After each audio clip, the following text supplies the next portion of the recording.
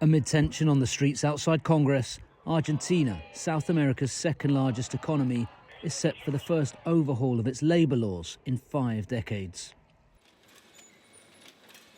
The reform gives businesses more flexibility in hiring and dismissing employees. It reduces severance pay, enables a working day of up to 12 hours, and limits the right to strike in certain sectors. Following lower house amendments, easy approval was expected in the Senate.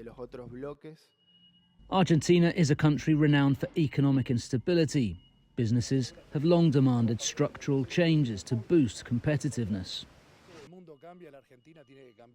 The world is changing and Argentina has to change with it. This reform has been blocked since 1974. Since then, everything has changed, from technology to how we work to even people's own needs. I think it is time to update the legislation. Business leaders like Juan Gabriel Mendez say they're hoping for further reforms, such as tax cuts, which they argue could drastically cut the country's high levels of informal employment. This sweeping labour reform is viewed as one of the cornerstones of Libertarian President Javier Milei's economic policies, and Congress's approval is viewed as a major victory for Milei ahead of Sunday's State of the Nation speech. This reform has met with resistance from Argentina's powerful trade unions, with many members protesting as Congress debated the bill, and unions called the 4th general strike of Milei's presidency just last week. There are more than 200 articles in this reform and not one is in favour of workers.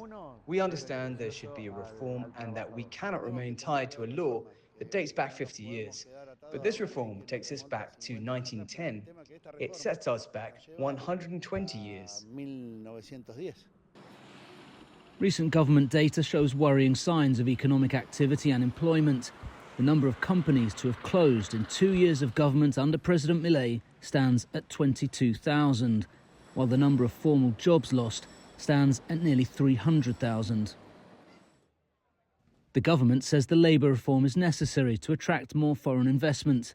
The economy grew by 4.4% last year. Milei says new labour laws will be the foundation for more growth. Meanwhile, unions are vowing to begin legal action against the new reform next week. Joel Richards, CGTN in Buenos Aires.